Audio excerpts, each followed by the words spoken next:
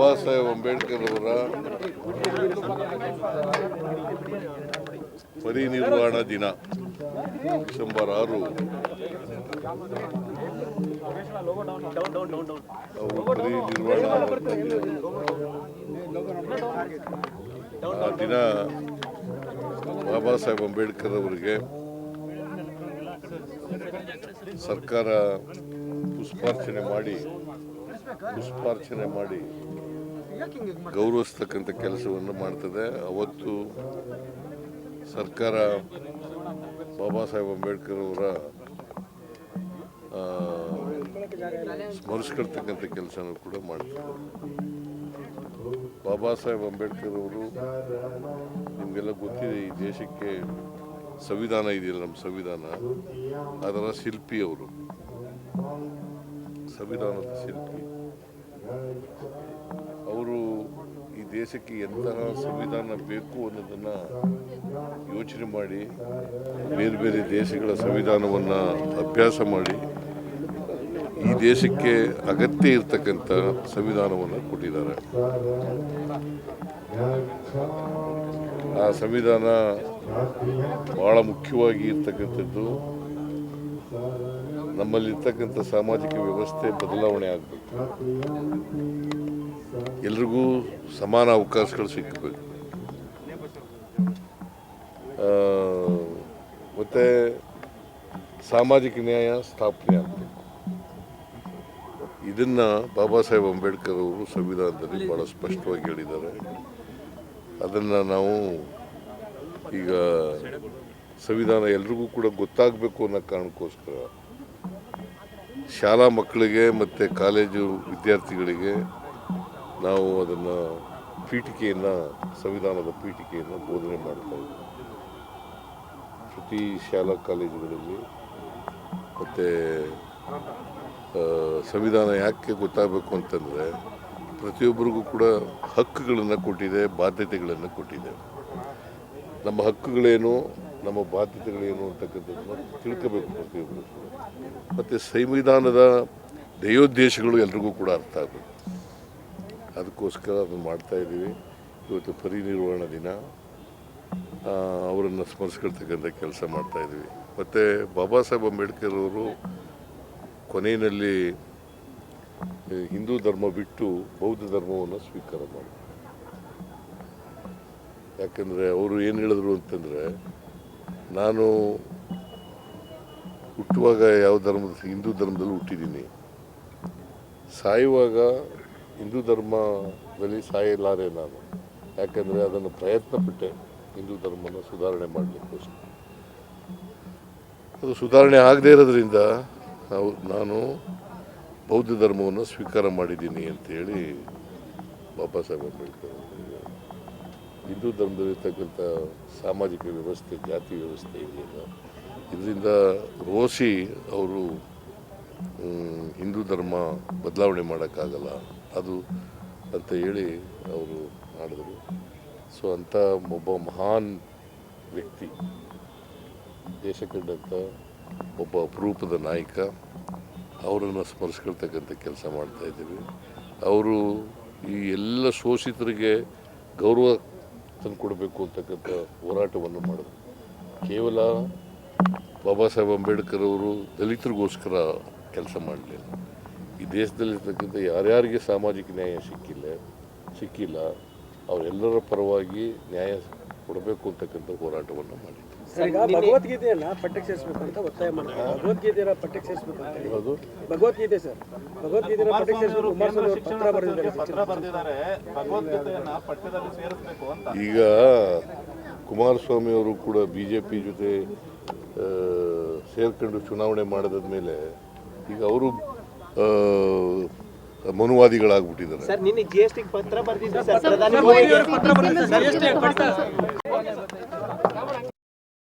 ಬಾಬಾ ಸಾಹೇಬ್ ಅಂಬೇಡ್ಕರ್ ಅವರ ಪರಿನಿರ್ವಾಣ ದಿನ ಡಿಸೆಂಬರ್ 6 ಅವರು ಪರಿನಿರ್ವಾಣ ಆ ದಿನ ಬಾಬಾ ಸಾಹೇಬ್ ಅಂಬೇಡ್ಕರ್ ಅವರಿಗೆ ಸರ್ಕಾರ ಪುಷ್ಪಾರ್ಚನೆ ಮಾಡಿ ಗೌರವಿಸ್ತಕ್ಕಂಥ ಕೆಲಸವನ್ನು ಮಾಡ್ತದೆ. ಅವತ್ತು ಸರ್ಕಾರ ಬಾಬಾ ಸಾಹೇಬ್ ಅಂಬೇಡ್ಕರ್ ಅವರ ಸ್ಮರಿಸ್ಕೊಳ್ತಕ್ಕಂಥ ಕೆಲಸನೂ ಕೂಡ ಮಾಡ್ತದೆ. ಬಾಬಾ ಸಾಹೇಬ್ ಅಂಬೇಡ್ಕರ್ ಅವರು ನಿಮಗೆಲ್ಲ ಗೊತ್ತಿದೆ, ಈ ದೇಶಕ್ಕೆ ಸಂವಿಧಾನ ಇದೆಯಲ್ಲ, ನಮ್ಮ ಸಂವಿಧಾನ, ಅದರ ಶಿಲ್ಪಿ ಅವರು, ಸಂವಿಧಾನದ ಶಿಲ್ಪಿ ಅವರು. ಈ ದೇಶಕ್ಕೆ ಎಂತಹ ಸಂವಿಧಾನ ಬೇಕು ಅನ್ನೋದನ್ನು ಯೋಚನೆ ಮಾಡಿ ಬೇರೆ ಬೇರೆ ದೇಶಗಳ ಸಂವಿಧಾನವನ್ನು ಅಭ್ಯಾಸ ಮಾಡಿ ಈ ದೇಶಕ್ಕೆ ಅಗತ್ಯ ಇರತಕ್ಕಂಥ ಸಂವಿಧಾನವನ್ನು ಕೊಟ್ಟಿದ್ದಾರೆ. ಆ ಸಂವಿಧಾನ ಬಹಳ ಮುಖ್ಯವಾಗಿ ಇರ್ತಕ್ಕಂಥದ್ದು ನಮ್ಮಲ್ಲಿರ್ತಕ್ಕಂಥ ಸಾಮಾಜಿಕ ವ್ಯವಸ್ಥೆ ಬದಲಾವಣೆ ಆಗಬೇಕು, ಎಲ್ರಿಗೂ ಸಮಾನ ಅವಕಾಶಗಳು ಸಿಕ್ಕಬೇಕು, ಮತ್ತು ಸಾಮಾಜಿಕ ನ್ಯಾಯ ಸ್ಥಾಪನೆ ಆಗಬೇಕು. ಇದನ್ನು ಬಾಬಾ ಸಾಹೇಬ್ ಅಂಬೇಡ್ಕರ್ ಅವರು ಸಂವಿಧಾನದಲ್ಲಿ ಭಾಳ ಸ್ಪಷ್ಟವಾಗಿ ಹೇಳಿದ್ದಾರೆ. ಅದನ್ನು ನಾವು ಈಗ ಸಂವಿಧಾನ ಎಲ್ರಿಗೂ ಕೂಡ ಗೊತ್ತಾಗಬೇಕು ಅನ್ನೋ ಕಾರಣಕ್ಕೋಸ್ಕರ ಶಾಲಾ ಮಕ್ಕಳಿಗೆ ಮತ್ತು ಕಾಲೇಜು ವಿದ್ಯಾರ್ಥಿಗಳಿಗೆ ನಾವು ಅದನ್ನು ಸಂವಿಧಾನದ ಪೀಠಿಕೆಯನ್ನು ಬೋಧನೆ ಮಾಡ್ತಾ ಇದ್ದೀವಿ. ಪ್ರತಿ ಶಾಲಾ ಕಾಲೇಜುಗಳಲ್ಲಿ ಮತ್ತು ಸಂವಿಧಾನ ಯಾಕೆ ಗೊತ್ತಾಗಬೇಕು ಅಂತಂದರೆ ಪ್ರತಿಯೊಬ್ಬರಿಗೂ ಕೂಡ ಹಕ್ಕುಗಳನ್ನು ಕೊಟ್ಟಿದೆ, ಬಾಧ್ಯತೆಗಳನ್ನು ಕೊಟ್ಟಿದೆ. ನಮ್ಮ ಹಕ್ಕುಗಳೇನು, ನಮ್ಮ ಬಾಧ್ಯತೆಗಳೇನು ಅಂತಕ್ಕಂಥದ್ದನ್ನು ತಿಳ್ಕೋಬೇಕು ಪ್ರತಿಯೊಬ್ಬರು. ಮತ್ತು ಸಂವಿಧಾನದ ಧ್ಯೇಯೋದ್ದೇಶಗಳು ಎಲ್ರಿಗೂ ಕೂಡ ಅರ್ಥ ಆಗಬೇಕು. ಅದಕ್ಕೋಸ್ಕರ ಅದನ್ನು ಮಾಡ್ತಾಯಿದ್ದೀವಿ. ಇವತ್ತು ಪರಿನಿರ್ವಾಣ ದಿನ, ಅವರನ್ನು ಸ್ಮರಿಸ್ಕೊಳ್ತಕ್ಕಂಥ ಕೆಲಸ ಮಾಡ್ತಾಯಿದ್ದೀವಿ. ಮತ್ತು ಬಾಬಾ ಸಾಹೇಬ್ ಅಂಬೇಡ್ಕರ್ ಅವರು ಕೊನೆಯಲ್ಲಿ ಹಿಂದೂ ಧರ್ಮ ಬಿಟ್ಟು ಬೌದ್ಧ ಧರ್ಮವನ್ನು ಸ್ವೀಕಾರ ಮಾಡಿದರು. ಯಾಕಂದರೆ ಅವರು ಏನು ಹೇಳಿದ್ರು ಅಂತಂದರೆ, ನಾನು ಹುಟ್ಟುವಾಗ ಹಿಂದೂ ಧರ್ಮದಲ್ಲಿ ಹುಟ್ಟಿದ್ದೀನಿ, ಸಾಯುವಾಗ ಹಿಂದೂ ಧರ್ಮದಲ್ಲಿ ಸಾಯಲಾರೆ ನಾನು. ಯಾಕಂದರೆ ಅದನ್ನು ಪ್ರಯತ್ನಪಟ್ಟೆ ಹಿಂದೂ ಧರ್ಮನ ಸುಧಾರಣೆ ಮಾಡಲಿಕ್ಕೋಸ್ಕರ. ಅದು ಸುಧಾರಣೆ ಆಗದೇ ಇರೋದ್ರಿಂದ ನಾನು ಬೌದ್ಧ ಧರ್ಮವನ್ನು ಸ್ವೀಕಾರ ಮಾಡಿದ್ದೀನಿ ಅಂತೇಳಿ ಬಾಬಾ ಸಾಹೇಬ್ ಅಂಬೇಡ್ಕರ್ ಹಿಂದೂ ಧರ್ಮದಲ್ಲಿರ್ತಕ್ಕಂಥ ಸಾಮಾಜಿಕ ವ್ಯವಸ್ಥೆ, ಜಾತಿ ವ್ಯವಸ್ಥೆ ಇದೆಯಲ್ಲ, ಇದರಿಂದ ರೋಸಿ ಅವರು ಹಿಂದೂ ಧರ್ಮ ಬದಲಾವಣೆ ಮಾಡೋಕ್ಕಾಗಲ್ಲ ಅದು ಅಂತ ಹೇಳಿ ಅವರು ಮಾಡಿದರು. ಸೊ ಅಂಥ ಒಬ್ಬ ಮಹಾನ್ ವ್ಯಕ್ತಿ, ದೇಶ ಕಂಡಂಥ ಒಬ್ಬ ಅಪರೂಪದ ನಾಯಕ, ಅವರನ್ನು ಸ್ಮರಿಸ್ಕೊಳ್ತಕ್ಕಂಥ ಕೆಲಸ ಮಾಡ್ತಾಯಿದ್ದೀವಿ. ಅವರು ಈ ಎಲ್ಲ ಶೋಷಿತರಿಗೆ ಗೌರವ ತಂದು ಕೊಡಬೇಕು ಅಂತಕ್ಕಂಥ ಹೋರಾಟವನ್ನು ಮಾಡಿದ್ರು. ಕೇವಲ ಬಾಬಾ ಸಾಹೇಬ್ ಅಂಬೇಡ್ಕರ್ ಅವರು ದಲಿತರಿಗೋಸ್ಕರ ಕೆಲಸ ಮಾಡಲಿಲ್ಲ. ಈ ದೇಶದಲ್ಲಿರ್ತಕ್ಕಂಥ ಯಾರ್ಯಾರಿಗೆ ಸಾಮಾಜಿಕ ನ್ಯಾಯ ಸಿಕ್ಕಿಲ್ಲ ಅವರೆಲ್ಲರ ಪರವಾಗಿ ನ್ಯಾಯ ಕೊಡಬೇಕು ಅಂತಕ್ಕಂಥ ಹೋರಾಟವನ್ನು ಮಾಡಿದ್ರು. ಈಗ ಭಗವದ್ಗೀತೆಯನ್ನ ಪಠ್ಯಕ್ಕೆ ಸೇರಿಸಬೇಕು ಅಂತ ಒತ್ತಾಯ ಮಾಡ್ತಾರೆ. ಭಗವದ್ಗೀತೆಯ ಪಠ್ಯಕ್ಕೆ ಸೇರಿಸಬೇಕು ಅಂತ ಹೇಳಿ. ಭಗವದ್ಗೀತೆ ಸರ್, ಭಗವದ್ಗೀತೆಯ ಪಠ್ಯಕ್ಕೆ ಸೇರಿಸಬೇಕು ಕುಮಾರಸ್ವಾಮಿ ಅವರು ಪತ್ರ ಬರೆದಿದ್ದಾರೆ.